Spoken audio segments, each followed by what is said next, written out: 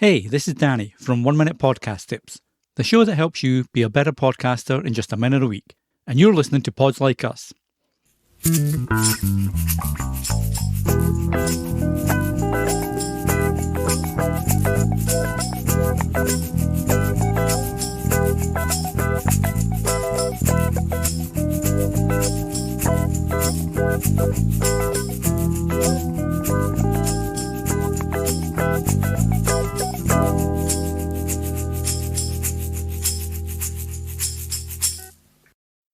Hello and welcome to Pods Like Us. I'm Martin Quibell, known to my friends as Marv, and this time I'm speaking with Danny Brown from 1 Minute Podcasting Tips. Hey, thanks for speaking with me today, Danny. You're very welcome, Marv. And I'm glad you said I'm called Marv as opposed to Martin, because I was thinking, it's Marv that I know you buy from your show. So there, yeah, I'm good, thank you. You're well. Yeah, I'm fine, yeah. So before we start, the most recent episode, because this is going to come out in a good few weeks, because to pull the curtain away, I'm about 4 episodes ahead. But the latest episode that came out, I found really interesting of your show because you were talking about, and I'm doing exactly the same now, and I always do, where I'm talking across the microphone because you were talking about how if you talk straight directly into it, you'll get a lot of pops. And a lot of proximity effect. And if your mic's not great at proximity effect, you can often get clipping where it's really hard to fix in post-production and editing. Yeah, that was one of my favorite episodes that I've done recently, because I do like audio quality. I like listening to a podcast that's got good audio quality. I'm a bit of a nerd when it comes to understanding LUFS and all that stuff. So that was fun to do. I just actually, today, as we record this, published a video version that expands it a little bit. Same idea, but just expands it and shows you distance and all that stuff.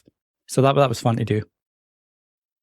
Yeah, because you were showing it as well in an audio way, but I'm guessing in the video as well, you showed it in a visual way. You were changing the way that you were talking into the microphone. So you moved across to talk directly into the microphone and get closer. And it was showing the issues that you would have with sound doing that. And I thought it was really clever doing it that way and showing people how it changes according to where you are in connection to the microphone and the distance and everything. Well, and that's it. I mean, obviously the podcast is primarily an audio-only show, so it's really hard to visually, as you mentioned, it's super easy to say, okay, if I come back from the microphone, you can hear me now, I'm away from the mic and then come back in. You can hear that difference, but it's really hard to do that on audio unless you explain it, what you're doing and how you're doing it. And I thought that was the easiest way for an audio-only podcast to let listeners know the difference sound can be depending on your mic technique and placement, etc. Yeah, I mean, what you've just said there, I'm already going on a tangent, but what you've just said there makes me think of like audio dramas, for instance, where they have to know how to use the microphone for those to be able to get, because you're basically trying to get a medium across without any visuals there and trying to explain it. And you do exactly the same in your show where you're trying to explain in an audio way how these things should be done or could be done to make you sound better.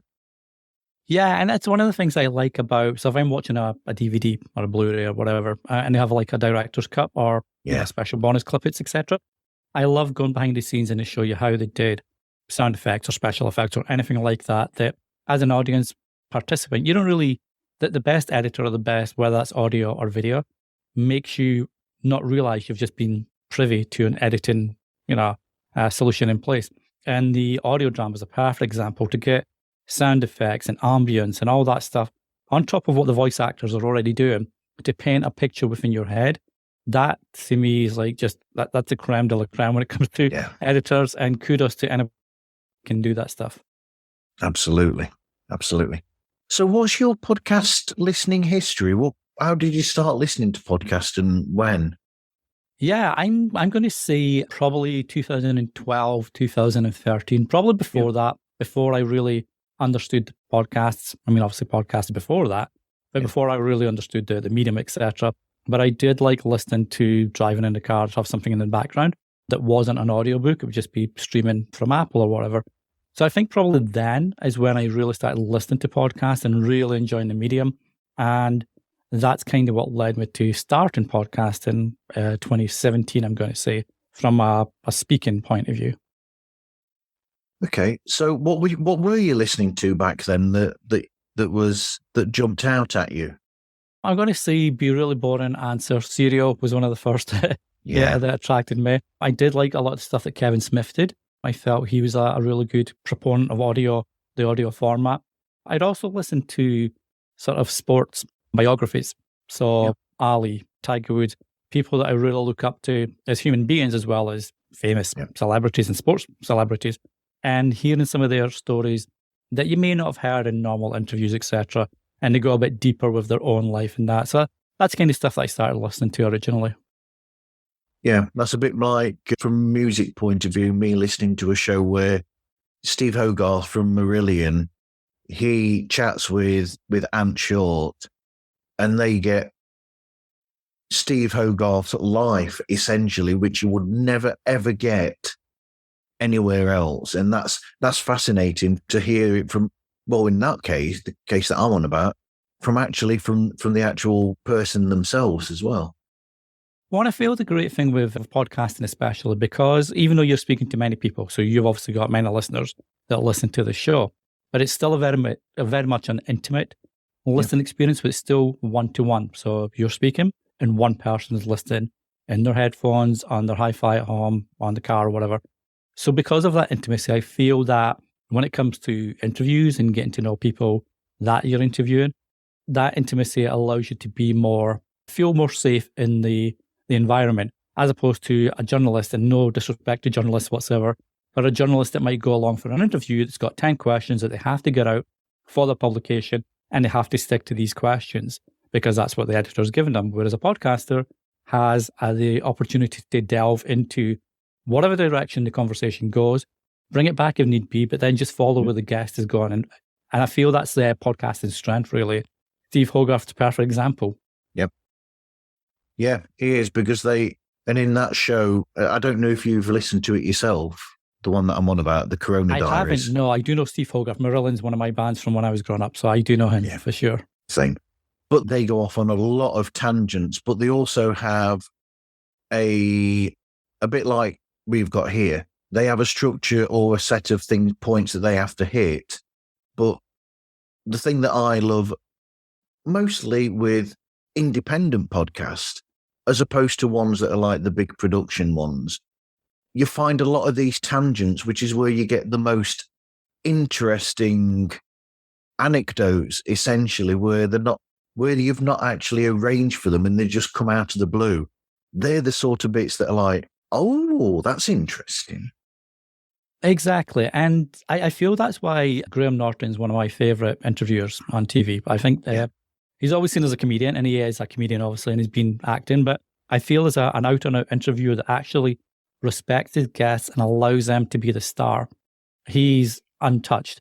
And some of the best interviews I've seen with the Graham Norton show are the ones, like, as you mentioned, Marv, where he's maybe started off with one question, but then depending on what the guest has said, it's like, oh, now we're off. Now we're on a tangent. We're going somewhere.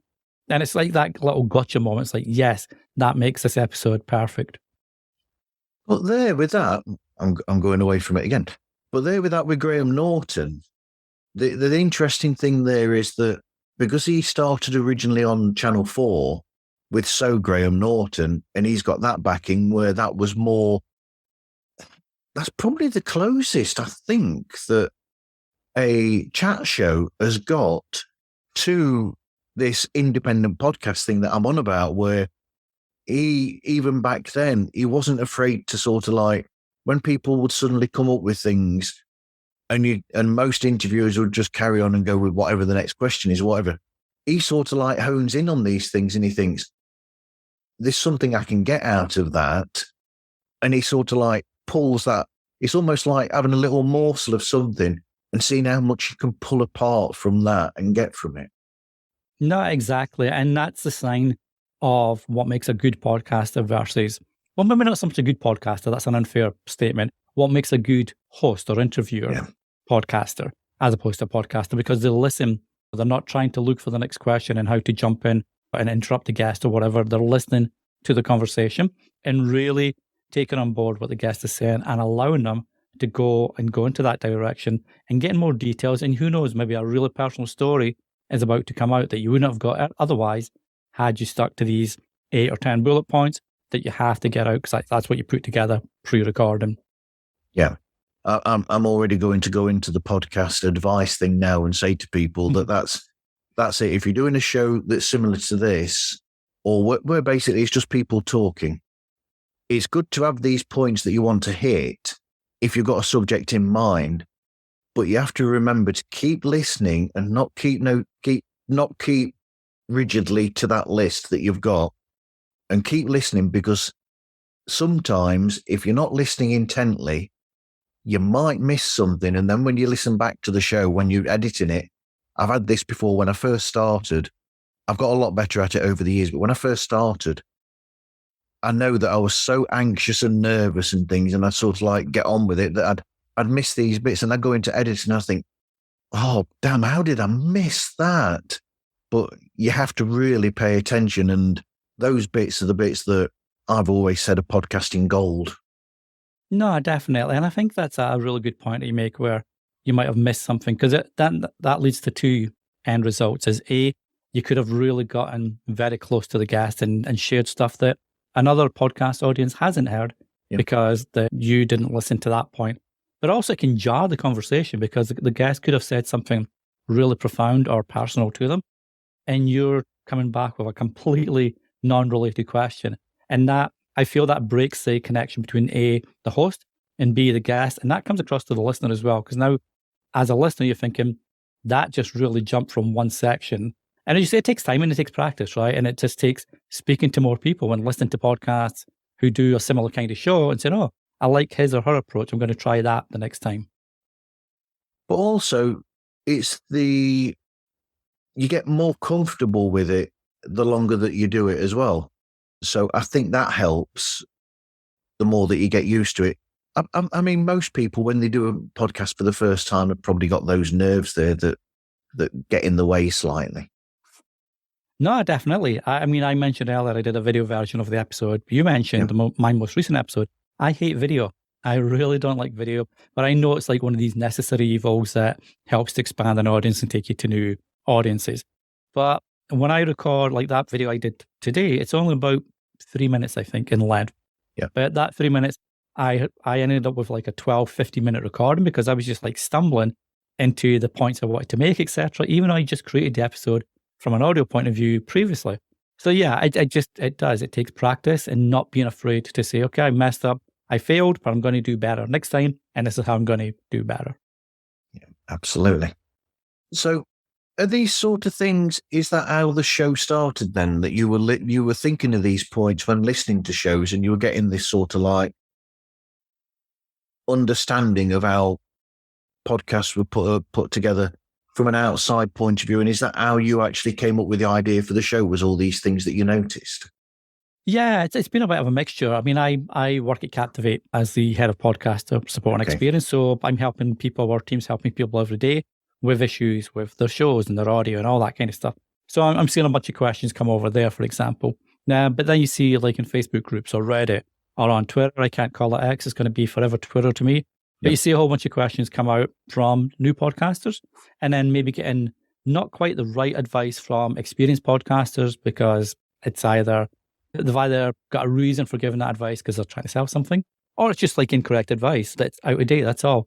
So I was seeing all that, and the main thing that we were hearing, or I was hearing, is that oftentimes people want advice and need advice, but don't have the time to really allocate to sit down and watch a video for 2 hours or listen to a podcast series for 6 months or whatever it is to get the advice they're looking for. So I thought, okay, is there a way I can make really short, punchy tips that answer these questions and get right to it? There's no fluff, there's no intro, anything really. It's just basically the tip. And can I do that in a way that sort of stands apart from most other shows that do podcast tips? So that's where the 1 minute idea and getting a podcast tip in a minute a week, that's where that really came from. Yeah, but for those people that are listening that might not have heard the show before, you do occasionally go over that, but it's only when you need to. Like this most recent one, that's actually quite a long episode for yourself at around 3 minutes. But even then, that's only because you needed to go into a bit more detail to explain, like we said, the mic positioning and all this. You needed to do that to be able to get the point across. Yeah, and that was funny because I was thinking when I was editing afterwards, I saw this is like getting to a 3-minute episode, which still isn't a big amount of time. Yeah. But when the premise of the show is like 1 minute podcast tips, 3 minutes, your triple your episode land. So I was considering whether I should do a 2-part or one for a condenser mic and one for a dynamic mic. But then I thought, you know what? That's almost like a click and bait and forcing people to listen to one or the other. So I just want to, I'll put it out there. If people listen to 3 minutes, great. If not, then just as great. It is. So how long did it take you to nail the structure of the show? And what sort of research did you do leading up to the show? Yeah, so the sort of kind of nailing the format was fairly early on, and it tied into the research because I did want to check that were there any other podcasts like this, and I did see other 1 minute podcasts, but it wasn't 1 minute podcast tips. So I think there was one for 1 minute tips for Google Voice, something like that, and there's another show that was a 1 minute podcast, but it wasn't podcast tips. But that stopped in, I'm going to say 2018, 2019, and that was off a different topic anyway. So I knew there wasn't anything really out there that would have been doing what this show would be doing. And then from the research point of view, it was really making notes of what questions are being asked but aren't getting answered a lot. So in Reddit, for example, on our support team, is there a bunch of questions coming through that tend to pop up more than not? And is that something I can cover? So all that kind of stuff, we're just looking at what's been answered so far and is the show format viable? Because I didn't want to do the show if it wasn't going to be viable. If I couldn't get enough information across in 1 minute, it's pointless doing the show because I've not delivered on my promise to you as a podcaster, as a listener.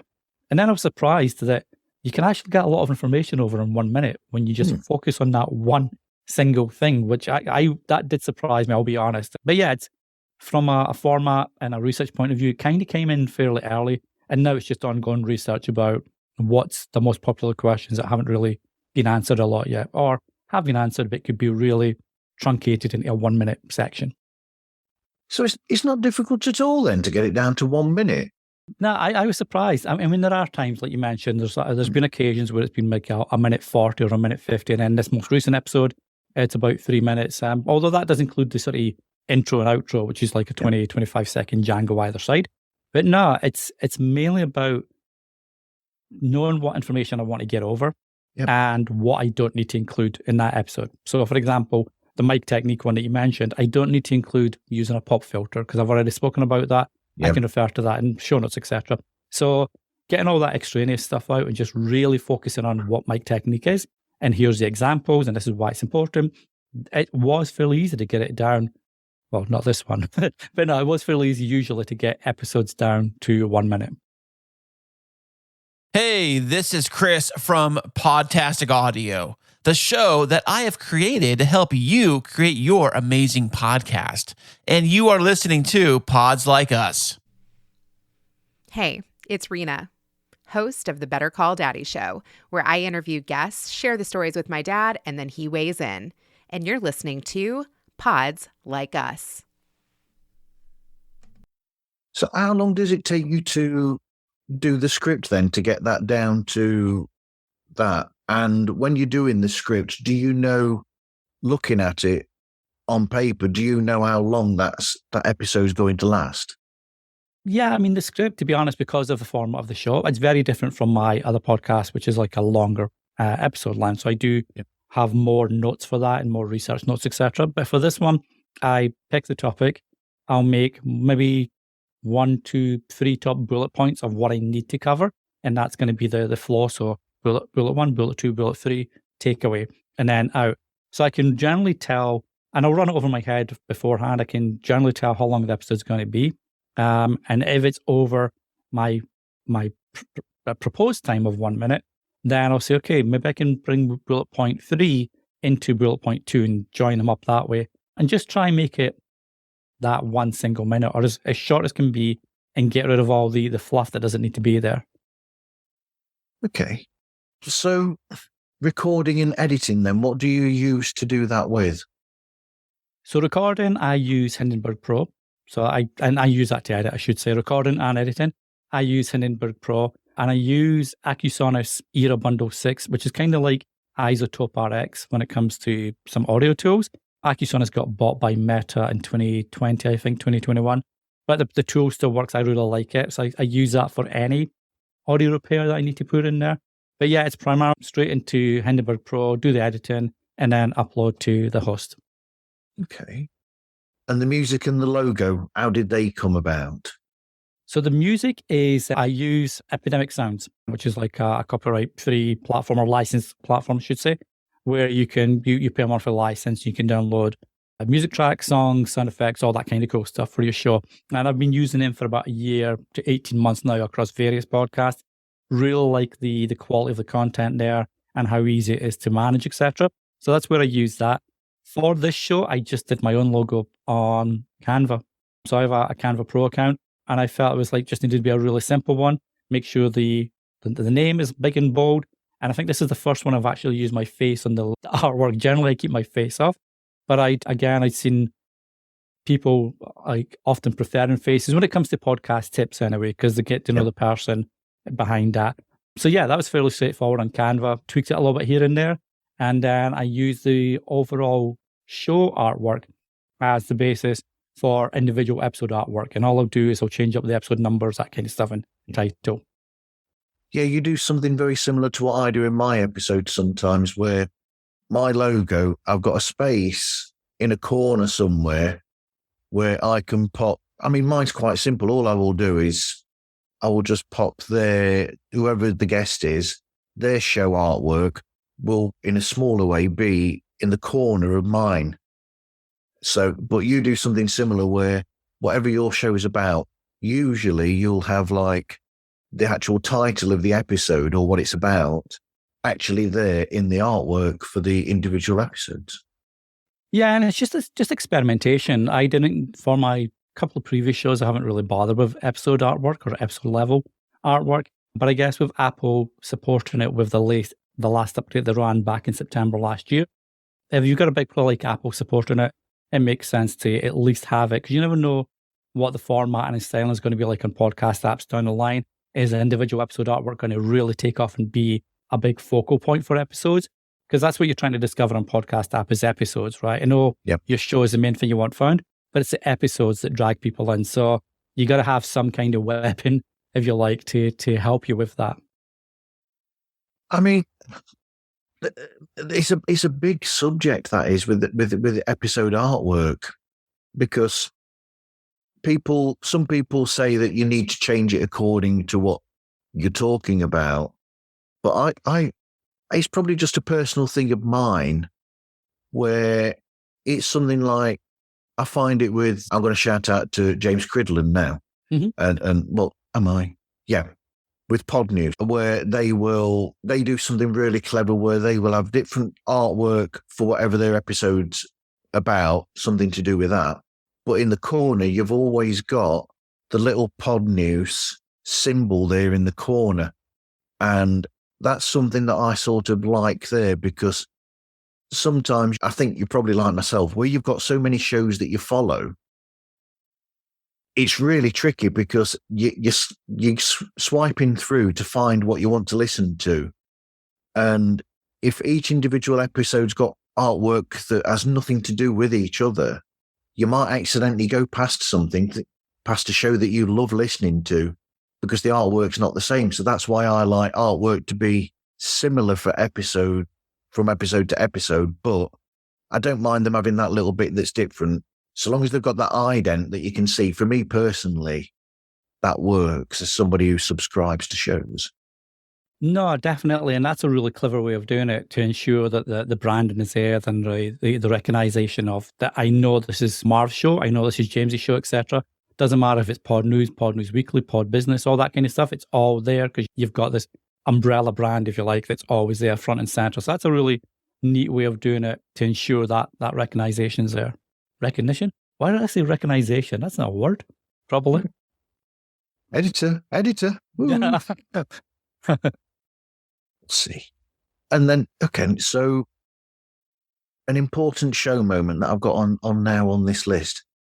What I mean by that is Is there a certain point in the show's history where you thought that you'd maybe hit a good mark and that's where you got that exactly what you were after? Or is there a point in a moment in the show that really jumps out at you as one that you enjoyed? Either of those is an option. Yeah, so I think with the show, I'll be honest, I didn't do a lot of marketing for 1 Minute Podcast Tips for the first, I'm going to say 5 or 6 months of its life, which is not good on my behalf because I feel that's obviously a key thing that any podcaster should be doing. But life was in the way, really busy at work. We were working on some huge projects, etc. So I didn't put as much time as I should have for the first 5-6 months. And then I basically followed we help our podcasters to do with marketing campaigns, marketing ideas, etc. And I jumped into really start doing that in the summer. And you could tell immediately by the download stroke listeners, as well as like the listen through and the retention rate of episodes, that made a big difference. I went from, I don't know, something like 200 or 300 downloads per month, which isn't a huge amount, to averaging about within the space of 3 months, I'm going to say, 3 or 4 months. And I think I shared a screenshot on Twitter in August or September maybe, where you can see the sort of little flat line of the show for the first 5 months. And then from that moment where I really did it properly, I really went into the proper promotion, marketing, looking at my stats, looking at my, what my listeners are preferring, etc. It just went up like that. And I feel at that point, because I was putting the effort in, I was obviously getting more listeners, which is great. But because of that, I was now getting more feedback and more supporters of the show as well, which is always nice. And that really, I think that's the sort of tipping point, if you like, for me for that show. Yeah. So would that be one of your top 3 tips then? Yes.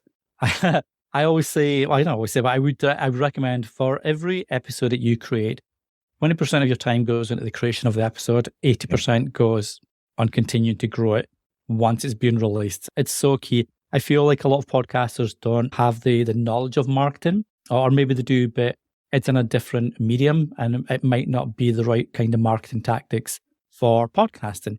So I feel that, marketing is so key because you have to have your show. Nobody's going to come and listen just because you published it, as was shown by my first 5 or 6 months. So you definitely have to market your show. Make sure just people know about it and deliver on what you're promising. That's key as well. Yeah. Hey, this is Dave Jackson from the School of Podcasting, a show that helps podcasters plan, launch, and grow their podcast. And you're listening to Pods Like Us. Hello, Scoob believers. This is DJ Scoob from The Undiscovered Entrepreneur, a show that highlights brand new entrepreneurs that are just getting started in their entrepreneur adventure. And you're listening to Pods Like Us with my good friend Marv. Right, you. What are your other tips then, since I'm asking? Hey, love to edit, learn to edit and learn to enjoy it. I didn't edit for the first 2 or 3 shows I had out. I probably only started editing a year to 18 months after that. And it's made all the difference. I go back and listen to some of these podcasts and it's horrible. I'm using a condenser mic in a completely bare room that's got like really high ceilings. So I didn't know sound. I didn't know editing. I didn't know how to cut the fat. So it really, your episode, each episode is as good as it can be every time. So I would say editing would be something that every podcaster can learn. And it doesn't have to be a full production. You're not going to be worrying about audio dramas like that for your own show. Just tighten up spaces. Don't leave like 10, 15 second gaps in your audio. You don't have to remove all the ums and nah. That's a natural progression. Yep. But remove the ones out that don't need to be there. And just noises, like little noises. If you can remove them, then do that. It makes the listener experience that much better for your listeners.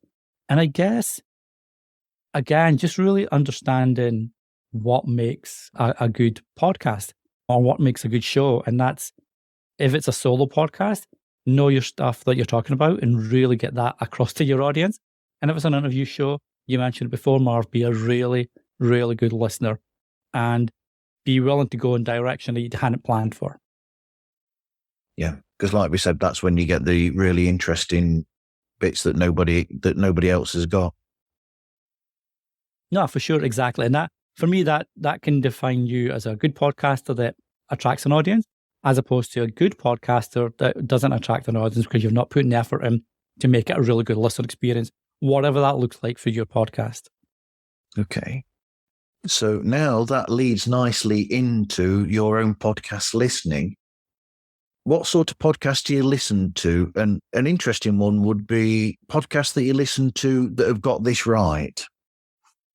So I have a very wide, listening preference. I don't sort of stick to niches. I don't stick to true crime or podcasting shows or industry shows or audio drama. That a lot of the time I get recommended shows that I should listen to because people know what I like to listen to and talk about, etc. Lately, I've been going back over a show I used to listen to a lot, and I think it's archived now. I'm not sure. Certainly took a pause in production, and that's called Just One Listen.